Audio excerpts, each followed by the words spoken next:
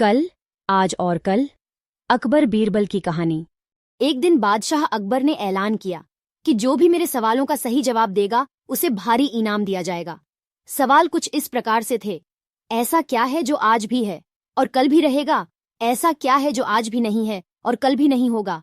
ऐसा क्या है जो आज तो है लेकिन कल नहीं होगा? इन तीनों सवालों के उदाहरण भी देने थे। किसी को भी चतुराई भरे इन तीनों सवालों का जवाब नहीं सूझ रहा था।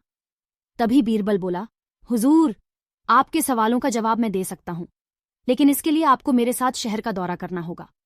तभी आपके सवाल सही ढंग से हल हो पाएंगे। अकबर और बीरबल ने वेश बदला और सूफियों का बाना पहनकर निकल पड़े। कुछ ही देर बाद वे बाजार में खड़े थे। फिर दोनों एक दुकान में घुस गए।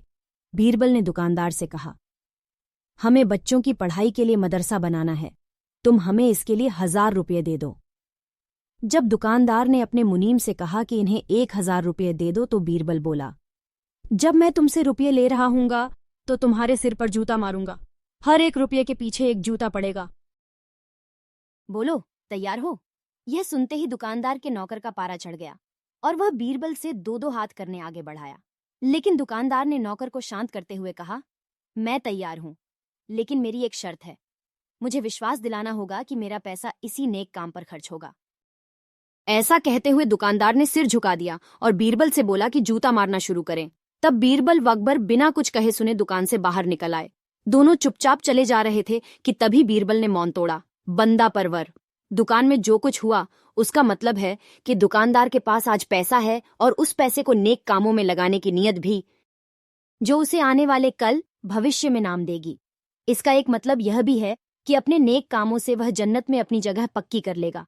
आप इसे यूं भी कह सकते हैं कि जो कुछ उसके पास आज है कल भी उसके साथ होगा। यह आपके पहले सवाल का जवाब है। फिर वे चलते हुए एक भिखारी के पास पहुंचे। उन्होंने देखा कि एक आदमी उसे कुछ खाने को दे रहा है और वह खाने का सामान उस भिखारी की जरूरत से कहीं ज्यादा है। तब बीरबल उस भिखारी से बोला, हम भूखे हैं, कुछ हमें भी दे दो खाने को। यह सुनकर भिखारी बरस पड़ा, भागो यहां से, जाने कहां से आ जाते हैं मांगने। तब बीरबल बादशाह से बोला, यह रहा हुजूर आपके दूसरे सवाल का जवाब।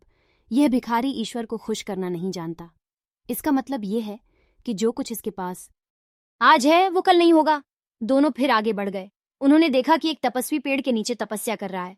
बीरबल ने पास जाकर उसके सामने कुछ पैसे रखे। तब वह तपस्वी बोला, इसे हटाओ यहां से, मेरे लिए यह बेईमानी से पाया गया पैसा है, ऐसा पैसा मुझे नहीं चाहिए।